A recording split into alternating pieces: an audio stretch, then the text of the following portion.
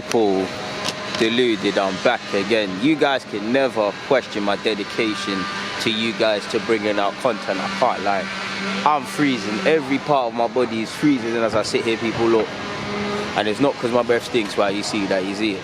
But yeah, I love you guys, so I'll always make vids. I've got a bit of free time, so I'm sitting in Soho Square for you guys. And a couple of things to speak about, not really anything of any relevance, just my talking points and nothing more than hearing me ramble for a couple of moments. So here goes. Let me put my hand down, man. I'm not even gonna lie to you guys, my hand is hurting. But first and foremost, I wanted to speak about Ben Cottrell. Now, I'm always singing his praises, Sam Greenwood's praises, Charlie Patino's praises, Tyrese John Jules' praises, just about any Balogun, just about any academy player. You guys know me. If you come from Hayland or you play for our academy, I'm going to support you all the way. I'm going to have an unhealthy obsession with you of sorts, to a degree, people. And that's very much the case with Ben Cottrell. I love him, man. I really love him as a footballer. I think he's very underrated in football in terms at Arsenal, people. I'm not here to say he's going to be world class, this and that. You know, that's not my thing. I don't sit here and say and proclaim players are going to go on to do this, that and the other. I just believe he's a good player and he can have a future here. Now, it's difficult for all these young midfielders because there's a bag of central midfielders, and obviously similar to striker, I won't say they're the hardest positions because everyone's hard, but unless you're scoring 20 league goals or have the opportunity to do that as a young forward, it's really near enough impossible to break into a team. Central mid, somewhere like Arsenal, you're always going to see a lot of players there, and Joe Willock's there now. But obviously, you had Dan Crowley, you had Josh De Silva, technically you can throw Jeffrey Adelaide to that mix because we know he can play on the flanks, but he can play a couple of roles. Yeah, it's a camera, mate. So yeah, midfield is always going to be congested and quite compact, and do you know what? He could feel victim of that because it's I believe Miguel Aziz, Ben Cottrell, Joe Willock's already there, Charlie Patino, Flores, they all have the ability to develop into first team players, and I believe Ben Cottrell is one of the most underrated. Stars at under 18s, performs at 23s level, can play a couple of central midfield roles. In fact, you can't rule out him having a career elsewhere because although I think central mid's his, I've seen him play on the flanks and I've actually seen him at fullback. I think him in particular, being a fullback, it might not be something he wants to do, but that's something I wouldn't rule out. But I love him in central mid. I'm used to him in a more box-to-box role in midfield, but against Chelsea's under 18s, he was more doing the sort of Xhaka role, the deep-lying playmaker. He's got a lovely eye for a pass. He's not afraid to try that pass. He's not afraid to muck in defensively. He's not the biggest as well, and he still wants to do this. Obviously, naturally, he'll be the first to tell you there's several improvements he can make. I think he's got to develop a bit more physically. Not the greatest. I feel that's just one thing with all our academy players, because they're going to step into that environment and have to see. But he's 18, so it'll all come. I think by 20 he'll be a very decent player, man, and I really like him. He can take set pieces. He's got a shot on him.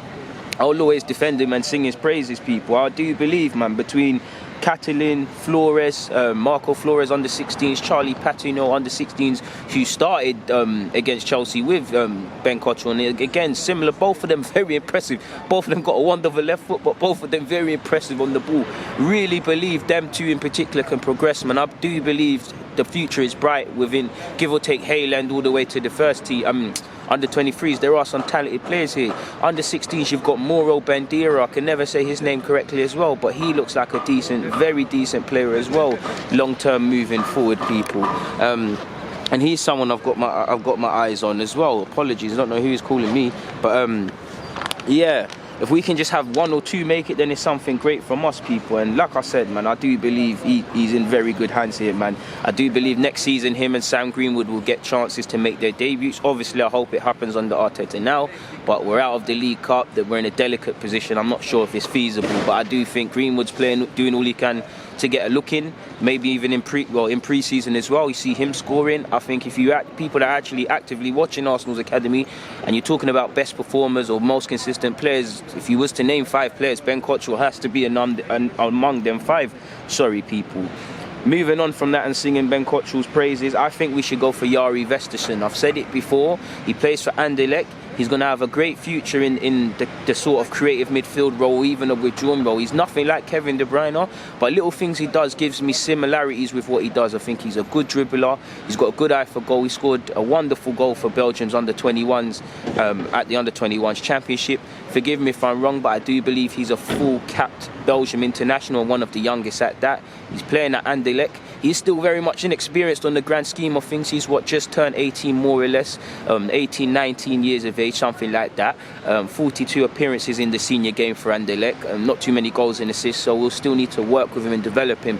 But I believe he's a star for the future, someone who's going to have a very good career, and someone that with the young players we've got and whatnot, I think he's someone long-term would fit in well, man. He's very cultured on the ball, very good dribbler, very decent at set pieces. It's just about that greater consistency and refining his talents, people. I really, really like him, man. I think he's a decent player. I'm not watching Belgian football religiously, but from research, he suffered an injury, and I think he's out for a couple of weeks. I think he's actually hurt his ligament, so I don't know if he's out for the rest of the season or a significant period of time.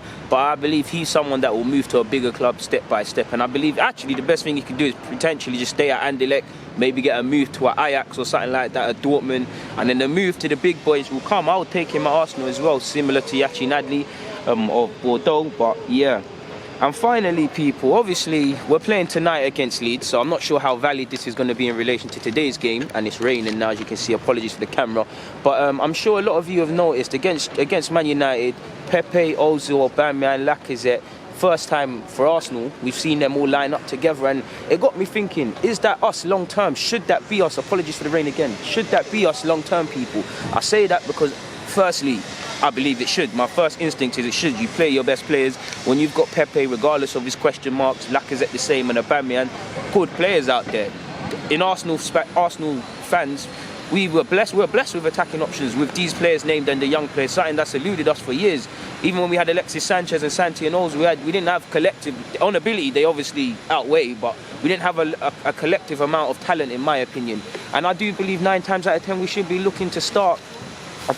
We should be looking to start them game by game together, people. They're our best players, they're our best creative players and whatnot. And I don't think we're going to keep them all together long term, but surely that should be it. Of course, within games, there's games, Pepe might drop out like you've seen against Chelsea, Lacazette might drop out, even Aubameyang might drop out, Ozil might not be required. So I do think game by game basis, we need to rotate and stuff like that, people. But I believe we should play the best team, but also, is it feasible? Because I mean, Pepe's, for this season at least, it should be played. But long term, is it really feasible? Is it sensible for Arsenal to do that? I say that because Ozil's approaching the wrong. Well, he's in his 30s and he's approaching the end of his career.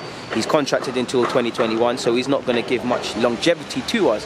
I know Lacazette's a bit younger than Aubameyang at 28, 29, but his contract until 2022, so a season or two at best. Aubameyang, the same logic, his contract is running out. Again, I'm not saying to sell these players, I want them to stay and whatnot, especially Aubameyang, and I'm not saying don't play them purely because of their contracts, but I'm saying is it smart, especially with the uncertainties over their contracts and a lack of clarity. Now in the future we might see something different, but with this much uncertainty, would it make much sense that becoming the fabric of our team?